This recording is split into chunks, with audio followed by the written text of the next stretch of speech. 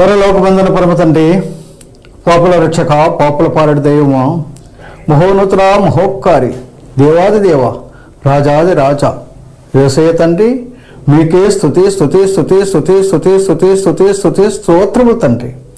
నేను పాపులను రక్షించటకు తండ్రి, ఆ మోయలేని సులువును మీరు మోసి, ఆ సులువు మనపై రక్తము జాలలుగా కార్చి నేను పాపులను రక్షించారు కదా ప్రభా. మీకే స్తుతి స్తుతి స్తుతి స్తోత్రములు తండ్రి. వేలాది వందనాలు ప్రభా. ఇప్పుడు తండ్రి మీ యొక్క సేవకురాలు ఆలిస్పును స్వామి గారు తండ్రి సువార్తను ప్రకటించబోతున్నారు ప్రభా.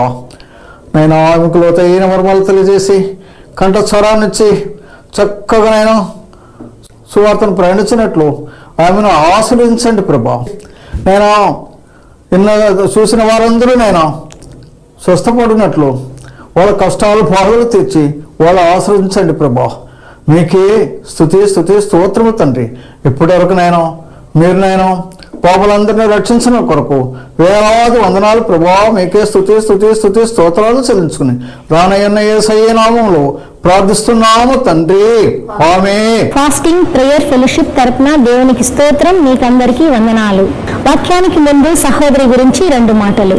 సహోదరి దేవుని నమ్మక ముందు విగ్రహారాధన చేస్తూ దేవునికి దూరంగా ఉన్నప్పుడు దేవుడు ఆమెను ఏర్పరచుకొని మహిమగల సువార్త ప్రకటించమని దేవుడు చెప్పగా ఆమె ఆ విధముగా సువార్త ప్రకటిస్తూ వచ్చును. పరిశుద్ధాత్మ చేత నింపబడిన ఆ సహోదరి ఎన్నో కృపా వరాలతో స్వస్థత వరము, వాక్య పరిచర్య వరము, దేవుని పట్టిన వారికి ప్రార్థన చేసినప్పుడు వారికి విడుదల, క్యాన్సర్ గడ్డలు, గర్భసంచి వ్యాధులతో బాధపడుతున్న వారికి ప్రార్థన చేసినప్పుడు వారికి స్వస్థత కలిగను. అలాగే పల్లెల్లోనూ తిరిగి సువార్త ప్రకటించారు, వీధి వీధుల్లో పత్రికలు పంచారు, వీధి సేవ చేశారు, జైలు పిల్లలకు వెళ్ళి సువార్త ప్రకటించారు. ఈ విధంగా డ్రామాల ద్వారా, సండే స్కూల్ పిల్లల ద్వారా దేవుని సువార్తను ప్రకటిస్తూ ఉన్నారు. దేవుని కొరకు చక్కగా వాడబడుతున్నారు. మాంత్రికులు, చేతబళ్ళు చేసిన వాళ్ళు ఈ విధంగా వారి కొరకు ప్రార్థన చేసినప్పుడు వారికి కూడా విడుదల కలిగింది.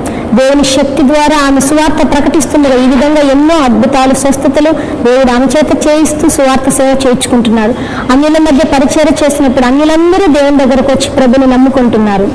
తెలుగు తెలియని ఒక సహోదరి దేవుని స్వరము విన్నప్పటి నుంచి తెలుగు భాష నేర్చుకుని తెలుగుతో మాట్లాడుతూ మినిస్ట్రీ చేస్తూ దేవుని కొరకు ఎంతో నమ్మకంగా సేవ చేస్తున్నారు. ఇప్పుడు దేవుని వాక్యం అందిస్తారు, విని దేవుని మహిమ. దేవునికి స్తోత్రములు. మీ అందరికి నా వందనములు. బాగున్నారా? శ్రమలు ఎక్కువ వస్తున్నాయి కదా, ఎందుకంటే లెంట్ రేసులో 40 దినాలు ఉపవాస రోజుల్లో మనం ఉన్నాము. కానీ అవన్నీ అయిపోయినాయి. కానీ ఇప్పుడు గుర్తు చేసుకుంటున్నాం, జ్ఞాపకం చేసుకుంటున్నాం. మనం కూడా చక్కపరచడానికి దేవుడు ఇలాగా మనల్ని జ్ఞాపకం చేసుకోండి. నేను ఎలా ఉన్నానో అలాగ మీరు కూడా ఉండాలి, నన్ను పోలికి మీరు రావాలి అని దేవుడు ఇష్టపడుతున్నాడు ప్రియులారా. అవును, ఆయనకి ఎంత ప్రేమ కదా మన పట్ల. ప్రాణమే పెట్టేశాడు. కల్వారి సిలువలో శ్రమపడి రక్తం కార్చి మరణించి తిరిగి లేచిన ప్రేమామూర్తి కనుక అందుకే మన పట్ల అంత ప్రేమ. సరే, వాక్యానికి వెళ్దాము. అంతకుముందు ఎపిసోడ్ సహాయపడిన ప్రియులు ఉన్నారు, వాళ్ళని తెలియపరుస్తున్నాను. ఈ ఎపిసోడ్కు నిర్మల సహోదరి, తర్వాత వాళ్ళ బాబు, వాళ్ళ భర్త ఉన్నారు, వాళ్ళ మమ్మీ, వాళ్ళ అన్న వదిన పిల్లలు కూడా ఉన్నారు. వాళ్ళకి వాళ్ళ బాబు కుమారుడు లేక పుట్టాడు. మంచి సాక్ష్యం అది. 9 సంవత్సరాలు డాక్టరే పుట్టరు అని చెప్పారు. కానీ ఉపవాస ప్రార్థనలో ఆమె విశ్వాసాన్ని బట్టి దేవాది దేవుడు చక్కటి కుమారుని అనుగ్రహించారు. వాళ్ళ నాన్న ఇప్పుడు లేరు, కానీ వాళ్ళ నాన్న అనుకున్నారంట, నీకే కానీ బిడ్డ పుడితే తప్పకుండా టీవీకి స్పాన్సర్ చేస్తాము అని అనుకున్నాడంట. ఇప్పుడు వాళ్ళ నాన్న కూడా లేదు, బాబు కూడా 2 ఏళ్ళు పూర్తి అయిపోయింది. కానీ ఎందుకో ఆమె ప్రేరేపణ వచ్చి ఇప్పుడు చేశారు. చెప్పారు కూడా ఆ మాట. అవునమ్మా అన్నాను. మా వారు ఉంటే ఎప్పుడు చెప్తా ఉంటాను, నీకు పిల్లలు లేదంటావు, కనీసం ఉపవాస ప్రార్థనకు భోజనాలన్నా పెట్టొచ్చు కదా, నువ్వు టీచర్, ఆమె గవర్నమెంట్ టీచరు అని చెప్తా ఉంటారు పాపం. ఇప్పుడు మా వారు కూడా లేరు, వాళ్ళ నాన్న లేరు. దేవునికి స్తోత్రం, మళ్ళీ మనం కలుసుకోవచ్చు. రెండోదిగా విశాలాక్షి రఘుమూర్తి బ్రదరు, వాళ్ళు కుమారుడు రాజకుమారు, సత్య కుమార్తె, వాళ్ళ ఇద్దరు ఫ్యామిలీకి మరి కోడలు గర్భంగా ఉంది. సుఖప్రసవం కొరకు ప్రార్థన చేయండి. దేవునికి స్తోత్రములు. జయభారతి సహోదరి కూడా 3 పిల్లలు, అందరూ విదేశాల్లో ఉన్నారు. వాళ్ళ కొరకు కూడా ప్రార్థిస్తాము. దీప స్వస్థత కొరకు, ఆ గర్భఫల కొరకు కూడా ప్రార్థిస్తాము. తెరీసా లోక వాళ్ళ పిల్లల కొరకు, వాళ్ళ క్యాటరింగ్ కొరకు, దావీదు కొరకు కూడా ప్రార్థన చేస్తాము. సామండేశ్వరి, ఆమె చాలా దూరం, తిరుపతిలోనే ఉన్నారు ఇంతకుముందు, కానీ ఇప్పుడు దూరంగా వెళ్ళారు, ఢిల్లీయా బాంబేకు. దేవునికి స్తోత్రం. వాళ్ళకి 2 పిల్లలు, వాళ్ళ జాబ్ కొరకు ప్రార్థించండి. వాక్య భాగానికి వెళ్దాం. ఎఫీసీలకు రాసిన పత్రిక 5వ అధ్యాయం 14వ వచనం. నిద్రించుచున్న నీవు మేల్కొని మృతులలో నుండి లెమ్ము. ప్రార్థన. పరిశుద్ధుడా నీకు వందనాలు, స్తోత్రములు తండ్రి. స్తోత్రం స్తోత్రం స్తోత్రం దేవా. మహోన్నతుడా మహాగణుడా నీకు కృతజ్ఞతలు.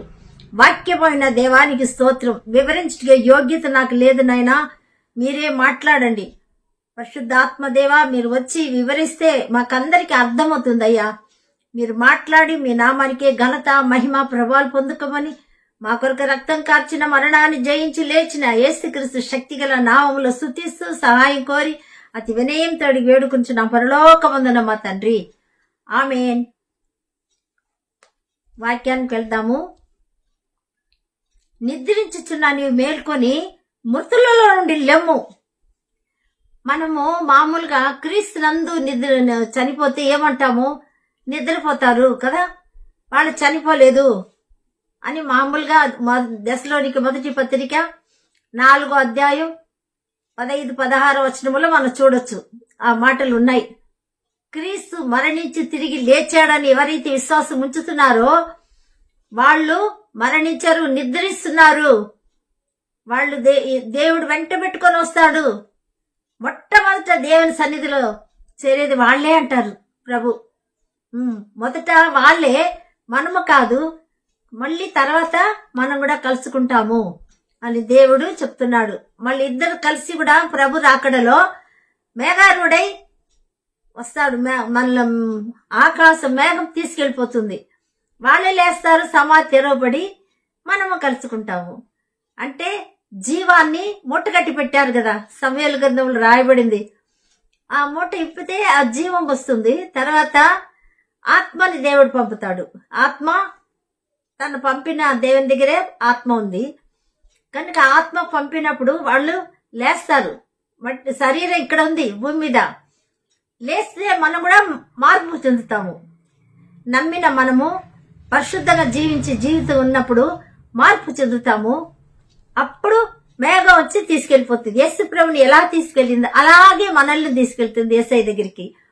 అవును ప్రియులారా, మధ్య ఆకాశాలు ఉంది, మేఘాల మీదకి వెళ్ళిపోతున్నాము. ఆ తర్వాత శ్రమలు, భూమి మీద భయంకరమైన కనివిని ఎరుగని శ్రమ అని రాయబడింది వస్తాయి. ఇప్పుడు ఉండే శ్రమలు భయంకర, ఇంకా యుద్ధాలు, ఇంకా గ్యాస్ కూడా మరి ఆఫ్ చేస్తున్నారు, అదంతా ఎక్కువ వస్తా ఉన్నాయి. స్టార్ట్ అయినట్టుగా ఉన్నాయి, కానీ ఇది కాదు, కనివిని ఎరుగని శ్రమ అన్నాడు ప్రభు. అవును ప్రియులారా, కనుక ఇక్కడ నిద్ర ఏమని మనం చూసినట్లయితే ఈ నిద్ర వేరు, మేలుకొని మృతుల నుండి లేవన్నది. మేలుకుంటే కూడా మళ్ళా మృతులుగా ఉన్నారు ఇక్కడ. అదే ఇది ఏదైనా మనం చూసినట్లయితే ఒకసారి అదే ఎఫీసీ 2:1 కూడా ఏముందంటే 2:1 మనకందరికి తెలిసిందే.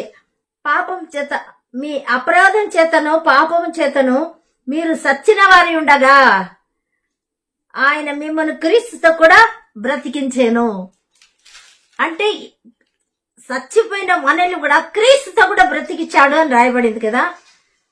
కానీ బ్రతికించిన తర్వాత ఎలా ఏముందంటే ఆయన మిమ్మును క్రీస్తు మీరు వాటిని చేయొచ్చు.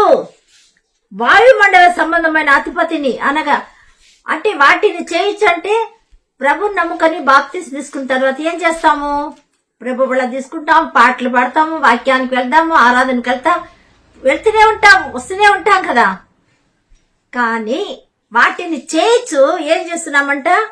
మనము వాయుమండల అధిపతిని. రోమిలికి రాసిన పత్రిక 13వ అధ్యాయం 11వ వచనం ఒకసారి చదువుకుందాము. మరి మీరు నిద్ర మేలుకొని, ఇక్కడ చూడండి, నిద్ర మేలుకొను వేళ అయినది, సమయం తెలుసుకొని అలాగా చేయుడి. మనము విశ్వాసం మూలమైనప్పటికీ కంటే ఇప్పుడు రక్షణ మనకు మరి సమీపంగా ఉన్నది. రాత్రి చాలా గడిచి పగలు సమీపంగా ఉన్నది కనుక మనము అంధకార క్రియలను విసర్జించి తేజో సంబంధమైన యుద్ధోపకరణములు ధరించుకుందుము. యుద్ధం ఉంది మనకు. అది తీసుకున్న వాళ్ళు నిద్ర మేలుకొని అని రాయబడింది కదా. ఏ నిద్ర? వేళయింది, సమీపంగా ఉంది. ప్రభు కూడా అన్నాడు కదా, ఏం చెప్పాడు? దేవుని రాజ్యం సమీపంగా ఉంది, మారు మనసు పొందండి అని చెప్పాడు. అలాగే ఇక్కడ కూడా మనకి ఎలా రక్షణ సమీపంగా ఉంది. రాత్రి చాలా గడిచి పగలు సమీపంగా ఉన్నది అంటే రాత్రి పాపపు చీకటి కదా, అంధకార శక్తులు. రాత్రి చాలా గడిచి పగలు సమీపంగా ఉన్నది కనుక మనము అంధకార క్రియలను విసర్జించి, అంధకార క్రియలు అంటే ఎఫెసీయులు ఏం చదువుకున్నాము? వాయుమండల కదా, 2వ అధ్యాయం. మన పోరాటం కూడా దురాత్మ సమూహముతో అని ఎఫెసీ 6:12 మనం చూడొచ్చు ప్రియులారా. 12 ఏముందంటే, ఏలయనగా మనం పోరాడునది శరీరులతో కాదు, ప్రధానులతోనూ అధికారులతోనూ ప్రస్తుత అంధకార సంబంధంలో లోకనాథులతోనూ ఆకాశ మండలమందు దురాత్మ సమూహములతో పోరాడుచున్నాము. అంటే భయంకర ఇప్పుడు ఈ పోరాటంలో మనం ఉన్నాము. కానీ ప్రభుని నమ్ముకున్నాము, ఆయనతో కూడా బ్రతికాము. బ్రతికి ఏం చేస్తున్నామంటే మళ్ళీ అయినానో వాయుమండల సంబంధమైన క్రియలు మనలో ఉన్నాయి. ఎందుకు? అంతరంగంలో గ్రహింపు లేదు, అంతరంగంలో సత్యం లేదు. పైకి మాత్రం నమ్ముకున్నాము, బాప్తిసం తీసుకున్నాము, సంఘానికి వెళ్తున్నాము, ప్రార్థన చేస్తున్నాం, పాటలు పాడుతున్నాం, అన్ని చేస్తున్నాం. కానీ మన ఆలోచనలో క్రియల్లో ఏముందంటే వాయుమండల అధిపతి అని చూస్తా ఉంటాము ఇక్కడ. అందుకే ఆ పోరాటము వాడి శాంతిని చెడగొడతాడు ప్రియులారా.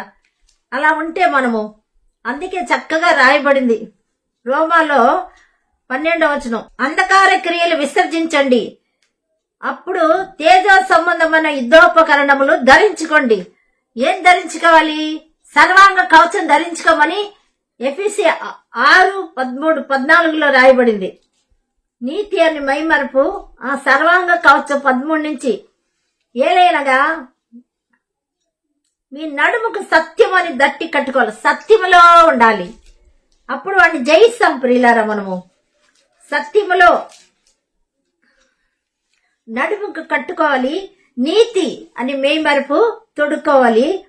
తర్వాత పాదాలకు సమాధాన జోడు స్వార్థ వలన సిద్ధ మనసు జోడు తొడుక్కు నిలబడండి. అప్పుడు సమాధానం కావాలి. ఎవరైనా మన మీద పోరాటం వస్తే, అమ్మో ఇప్పుడు నేను పోరాడునది ఈమెత కాదు, ఈయనత కాదు, ఆయనలో ఉన్న దురాత్మతో. అది ప్రియులారా మనం తెలుసుకోవాల్సింది. అప్పుడు వాళ్ళ మీద కోపం రాదు కదా, సమాధానంగా ఉండిపోతాం. ఎందుకంటే సత్యములు ఉన్నాము, నీతిగా ఉన్నాము. ఇది ఈ క్రియ వచ్చి సమాధానంతో మనము నడుచుకోవాలి. అవును ప్రియులారా, అందుకే ఇక్కడ చక్కగా రాయబడింది. పోరాడున్నది ఏదో మనం సర్వాంగ కవచం ధరించాలంటే సత్యము ధరించుకోవాలి. సత్యం ఎవరు? యేసుక్రీస్తే సత్యం. నేనే మార్గము, సత్యము, జీవము అని చెప్పాడు. కనుక సత్యాన్ని మనం ధరించుకొని పోరాడాలి ప్రియులారా. అంటే రోమాలో ఏం చదువుకున్నామంటే అంధకార క్రియలు విసర్జించి అన్నట్టు ఏమి విసర్జించాలి? అల్లరితో కూడిన ఆటపాటలైనను మత్తైనను. ఇప్పుడు మత్యము ఎక్కడ రాయలేదే అంటారు కదా. ఏ మత్తు అయినా సరే మాత్రల ద్వారా త్రాగుడు, మరి ఏదో బ్రాంది, ఏదో సారాయి, రకరకాలు అంటారు కదా. అవన్నీ ఇప్పుడు గంజాయి కూడా వచ్చింది. ఇంకా భయంకరంగా మత్తు. మరి ఒకసారి నేను కొన్ని పిల్లల్ని చూశాను, పెయింట్ మూత తీసి దాన్ని కూడా వాసన చూసి మత్తుగా పడుకున్నారు. అవును ప్రియులారా, అలా చేస్తున్నారు, భయంకరమైనవి. కనుక మత్తు అని ఏం చేయాల దేవుడు? మన మొదలాల విసర్జించమన్నాడు.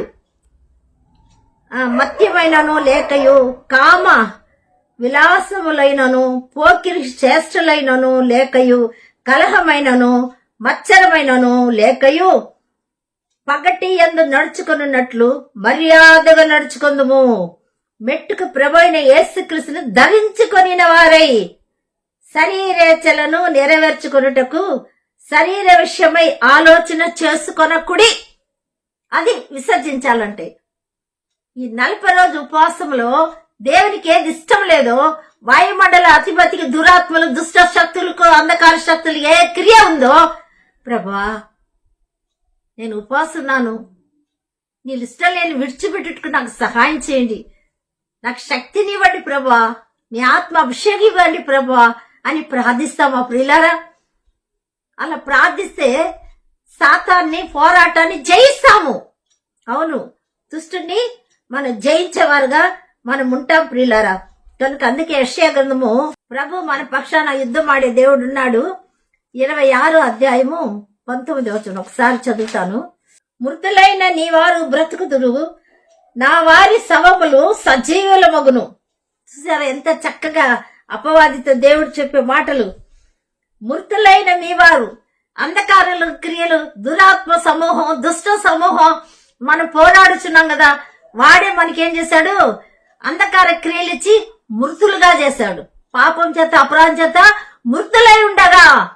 అందుకే చక్కగా చెప్పాడు ఇక్కడ, మృతులైన నీ వారు బ్రతుకుదురు, నా వారి శవము సజీవులుగా వెళ్ళేస్తారు.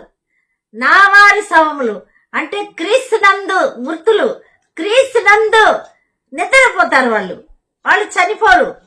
కానీ పాపం చేత, పాపానికి వచ్చే జీతం మరణం, మన ప్రభువైన యేసుక్రీస్తునందే నిత్య జీవం, కృపా వరం. అది ఆ వరం నీకు కావాలా ప్రియులారా?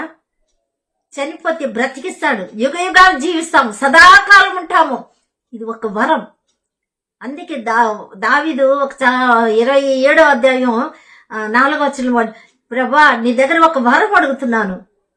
నేను అనుకున్నా ఏంటిదబ్బా వరము అనుకుంటే, చిరకాలము నీ సన్నిధిలో నేను ఉండాలి, నివాసం చేయాలి, మరి నీ వాక్యాన్ని ధ్యానించాలి. ఎంత కోరికే కదా.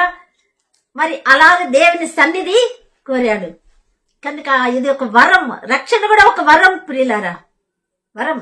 నిత్య జీవము ఒక వరం. అందుకే ఏమన్నాడు? మట్టిలో పడి ఉన్న వారలారా మేల్కొని ఉత్సహించుడి. నీ మంచు ప్రకాశమానమైన మంచు, భూమి తనలో ఉన్న ప్రేతలను సజీవులుగా చేయును. నా జనామా, ఇదిగో వారి దోషమును బట్టి భూనివాసుల్ని శిక్షించబోతున్నాను. అంటే ప్రభు ఇచ్చాడు సమయం, 2026 సంవత్సరాలు కదా. ఆయన మరణించిన తర్వాత పునరుద్ధరణకు లేచినప్పటి నుంచి ప్రకటన చేయమన్నాడు. కానీ సిలువ వేయక మునుపు ప్రకటన ఒప్పుకోలేదు. ఎందుకంటే దయ్యం పట్టిన వాడు బాగయ్యి, ప్రభా నీతో కూడా వస్తానంటే నువ్వు వెళ్ళి సాక్షిగా ఉండన్నాడు. మళ్ళీ పేతురు కూడా ఏం చెప్పాడంటే, ప్రభా రూపాంతర కొండ మీద ఇక్కడనే 3 పర్ణశాలలో నేను కడతాను అన్నాడు. అంటే ఏలియాకొకటి, మోషేకొకటి, నీకొకటి. అంటే ఇక్కడే ఉండిపోవాలనే కాదు, మరణాన్ని తర్వాత ఇంకొకటి తిన్నాడు. ఈ యొక్క దర్శనము బయట ఎక్కడా చెప్పకూడదంటే బరుగు చేసేసాడు ప్రభు. అవును ప్రియులారా, అపవాదికి తెలిస్తే మహిమా స్వరూపి యొక్క క్రీస్తుని సిలువ వేయకపోయి ఉంటాడు. సిలువ వేయకపోతే అన్య జనాంగానితో మనకు లోకానికి రక్షణే లేదు. యూదులు ఎట్లా వస్తారు? ఆయన ప్రేమిస్తున్నాడు కాబట్టి. కానీ ఇప్పుడు మనకు ఆయన కల్వారి సిలువ రక్తం ద్వారా యూదులతో సమాధానం సమీపంగా చేశాడు. ప్రియులారా, కలిసి ఉన్నాము. ఇప్పుడు ఇశ్రాయేల్ అంటే ఎవరు? మనమే విమోచింపబడిన వారు, యేసు రక్తంలో విమోచించబడిన వారుగా మనం ఉన్నాం ప్రియులారా. కనుక ఇక్కడ మనం చూస్తున్నాం, శవము మృతులైన వారు బ్రతుకుతారు అంటే ఎఫెసీయులకు రాసిన పత్రికలో ఏం అర్థాన్ని మనం చూసినట్లయితే, ఆ నిద్ర అపవాది క్రియలు విసర్జించమన్నాడు. కనుక అపవాది క్రియలను విసర్జించాలి. మనం ఏం చేస్తాము? రోమిలకు రాసిన పత్రిక 6వ అధ్యాయం 3వ వచనం, క్రీస్తు యేసులోకి బాప్తీసము పొందిన మనమందరము ఆయన మరణములో బాప్తీసం పొందితిమని మీరు ఎరుగరా? కాబట్టి తండ్రి మహిమ వలన క్రీస్తు మృతులలో నుండి ఎలాగ లేపబడినో అలాగే మనమును నూతన జీవం పొందిన వారమై నడుచుకొనున్నట్లు మనం బాప్తీసము వలన మరణములో పాలు పొందుటకు ఆయనతో కూడా పాతి పెట్టితివి. ఏమేం పాతి పెట్టాము? అంధకార క్రియలు పాతి పెట్టాం, పాపాన్ని పాతి పెట్టాం, శాపాన్ని పాతి పెట్టాం. యేసుక్రీస్తుతో కూడా సిలువ వేయడం వల్ల.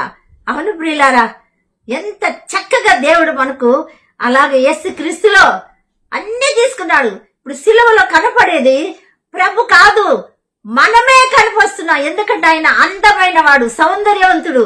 కానీ చూడని నొల్లని వాడుగా అయిపోయాడు. అంటే మన రూపం, మన పాపం, మన శాపం, మనమే కంపు కొట్టుకున్న ఆ భయంకరమైన పాపంతో నిండిన మనము అక్కడ ఆయన ధరించుకున్నాడు మధ్యవర్తిగా తండ్రికి. అవును ప్రియులారా, మనకు మధ్యవర్తి నరుడైన క్రీస్తు మనకు వచ్చి ఆయనతో కూడా మనం పాతి పడతా ఉన్నాం. ఆయనతో కూడా లేవాలి బాప్తీసు ద్వారా. మరి కింద చూడండి, ఇంకొక మాట ఉంది 7, చనిపోయిన వాడు పాప విముక్తుడని తీర్పు పొంది ఉన్నాడు. మనం క్రీస్తుతో కూడా చనిపోయిన ఎడల మృతులలో నుండి లేచిన క్రీస్తు ఇకను చనిపోడని మరణమునకు ఇక ఆయన మీద ప్రభుత్వం లేదని ఆయనతో కూడా జీవించుచున్నామని నమ్ముచున్నాము. దేవునికి స్తోత్రం. అవును ప్రియులారా, ఎంత గొప్ప ఆశీర్వాదం మనకి దేవుడు అనుగ్రహించాడు ప్రియులారా. కనుక ఇంత దీవెన మనకిచ్చే ఎలా ఉండాలో చెప్పండి, చూస్తాము. కనుక అంత ప్రేమమూర్తి మనకు అనుగ్రహించాడు. మరణంతో ఆయనతో ఇంకా ప్రభుత్వం లేదు, అందుకే చూస్తాం. ఇంకా ఏం చేయాలా చూడండి. కొలస్సీలకు రాసిన పత్రిక 3వ అధ్యాయం 1వ వచనం, మీరు క్రీస్తుతో కూడా లేపబడిన వారైతే పైనున్న వాటినే వెదుకుడి, అక్కడ క్రీస్తు దేవుడిని కుడి పార్శ్వ ముందు కూర్చుని ఉన్నాడు. హల్లెలూయా, స్తోత్రం. దేవునికి మహిమ కలుగును గాక. యేసుక్రీస్తుకే మహిమ. అవును ప్రియులారా, మనకెంత భాగ్యాన్ని ఇచ్చాడు.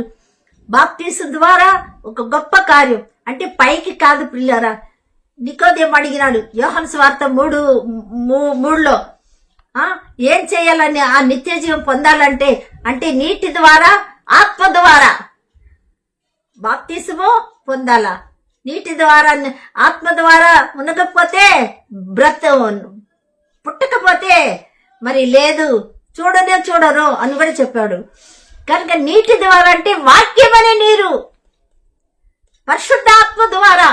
అవును ప్రియులారా, యోహాను గారు చెప్పాడు బాప్తీసం తీసుకున్నప్పుడు వచ్చేటప్పుడు, నువ్వే నా మెస్సయ్యా, నీవే నా మెస్సయ్యా అంటే, నేను కాదు, ఆయన చెప్పులు వారుని విప్పుట కూడా నాకు యోగ్యత లేదు, నా వెనక వచ్చేవాడు అని చెప్పాడు యోహాన్ గారు. కనుక ప్రియులారా, అంత గొప్ప ఆశీర్వాదం మనకిచ్చాడు దేవుడు. ఈ లోకానికి అన్యులకు మన అన్యులుగా దూరస్తులుగా ఉంటే మనము ఆయన కార్చిన రక్తములో సమీపస్తులుగా బాప్తీసు ద్వారా మనము ఆయనతో కూడా పాతి పెట్టుబడి నూతన జీవం, క్రీస్తునందు ఉన్న వారికి నూతన సృష్టి. కనుక అలాగ లేపబడి ఆయనతో కూడా మనం కూర్చుంటాం. ప్రభు వచ్చేటప్పుడు మొదట పునరుద్ధానం ప్రభు, తర్వాత ఆయన ప్రజలు ఆయన పునరుద్ధానంగా లేపబడతాం ప్రియులారా. కనుక ఈ కొద్ది వాక్యాన్ని మన కొరకు సిలువ వేయబడి రక్తం కార్చి మరణాన్ని జయించి లేచి నిత్య జీవం నూతన జీవాన్ని మనకు అనుగ్రహించిన ప్రేమామూర్తి పునర్ధానుడు సాతాన్ని ఈ సమాధిని గెలిచి లేచిన కృపగల తండ్రి ఈ వాక్యమును మనందరినీ ఆశీర్వదించి స్థిరపరిచి కాపాడును గాక. ఆమేన్. జీవంగల దేవానికి వందనాలు, స్తుతులు, స్తోత్రములు తండ్రి.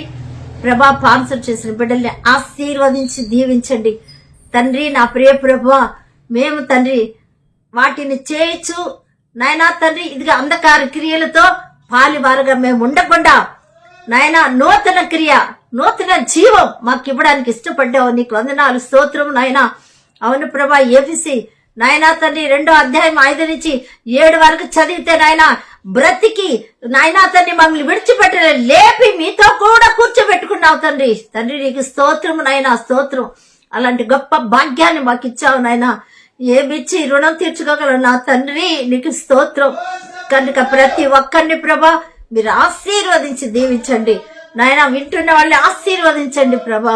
నాయనా తన ఎపిసోడ్ సహాయపడిన కుటుంబాన్ని ఆశీర్వదించమని ప్రార్థిస్తున్నాను నాయనా. ఎగ్జామ్ జరుగుతా ఉంది నాయనా. యూకేజీ నుంచి ప్రభా పీజీ వరకు రాస్తున్న బిడ్డలందరినీ ఆశీర్వదించండి నాయనా. 10th ఇంటర్మీడియట్ ప్రభా రాస్తున్న వాళ్ళు, డిగ్రీ రాస్తున్న వాళ్ళందరినీ మంచి జ్ఞానం, జ్ఞాపశక్తి అనుగురించి నాయన వాళ్ళకి మంచి రిజల్ట్ ఇచ్చి నాయన రాసి పూర్తయిన వాళ్ళకు ఉద్యోగాలు దయచేయమని ప్రార్థిస్తున్నాను. యవన బిడ్డలకు వివాహ విషయంలో అద్భుతం జరిగించమని ప్రార్థిస్తున్నాను. వివాహమైన యవన బిడ్డలు ప్రభా గర్భఫలం దయచేయమని ప్రార్థిస్తున్నాను తండ్రి. కృప చూపించండి. అలాగే నా ప్రియ ప్రభా పిల్లలు గర్భిణీలకు ప్రభా సుఖప్రసవం దయచేయండి నాయన. అద్భుతకరుడా. అలాగే నా ప్రభా పిల్లలకు, చిన్న పిల్లలకు నాయన అనారోగ్యతో ఉండి బిడ్డలందరికీ స్వస్థత కలుగ చేయమని ప్రార్థిస్తున్నాం. దీర్ఘ వ్యాధితో బాధపడుతున్న వాళ్లకు సంపూర్ణ ఆరోగ్యం దయచేయమని ప్రార్థిస్తున్నాను. స్వస్థపరచండి యేసప్ప. అంధకార శక్తిని లయపరచండి, దుష్టుని దూరపరచండి. శాంతిని పెరికి వేసిన దురాత్మ యేసునామమున నేను బంధిస్తున్నాను. హల్లెలూయా, స్తోత్రం నాయన. నాయనా తండ్రి చనిపోయిన గురువులు, మరణించిన గృహాల ఆదరణ, ఓదార్పు దయచేయమని ప్రార్థిస్తున్నాను. సహాయం చేయండి. కోర్టు సమస్యల నుంచి విడుదల తెచ్చండి. న్యాయాధిపతి మీరేనైనా విడుదల చేయండి ప్రభా. అద్భుతం చేయండి. రావాల్సిన ధనం రావాలి, సహాయం చేయండి నాయన. లోను తీరిపోవాలా, సహాయం చేయండి అయ్యా, సహాయం చేయండి నాయనా తండ్రి ప్రభా. ఈ కుటుంబంలో ప్రభా తండ్రి ఎన్ని బాధలు ఉన్నాయి, వేదనలు ఉంది, వ్యాధి, కష్టం, కన్నీరు, దుఃఖం, కన్నీరు తుడిచివేయమని ప్రార్థిస్తున్నాను. సహాయం చేయండి నా ప్రభా, అద్భుతం చేయండి నాయన.